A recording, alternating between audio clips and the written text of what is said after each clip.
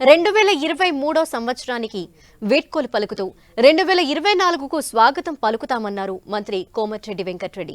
గడిచిన సంవత్సరం ఒక నియంతృత్వ పాలన సాగిందని, దానికి విముక్తి లభించిందన్నారు. కాంగ్రెస్ పార్టీని గెలిపించినందుకు ప్రజలకు ధన్యవాదాలు తెలిపారు. 2024 నుంచి రాబోయే 20 ఏళ్ల పాటు కాంగ్రెస్ పార్టీ ప్రజలను గుండెల్లో పెట్టుకుని చూసుకుంటుందన్నారు. ఎన్నికల్లో తాము ప్రజలకిచ్చిన 6 గ్యారెంటీలను ఖచ్చితంగా నెరవేరుస్తామని కోమటిరెడ్డి ధీమా వ్యక్తం చేశారు.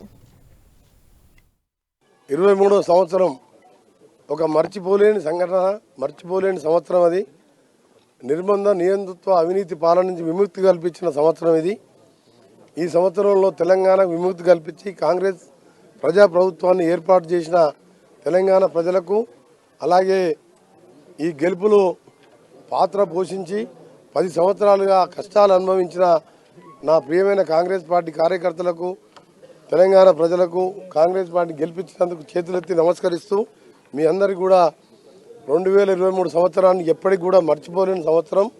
దానికి వీడుకోలు పడుతూ 2024 సంవత్సరం ఒక అద్భుతమైన సంవత్సరంగా 2024 నుంచి రాబో 20 సంవత్సరాల వరకు కాంగ్రెస్ పార్టీ తెలంగాణ ప్రజల్ని గుండెల్లో పెట్టుకుని చూసుకుంటుందని ఈ నూతన సంవత్సర శుభాకాంక్షలు తెలియజేసుకుంటూ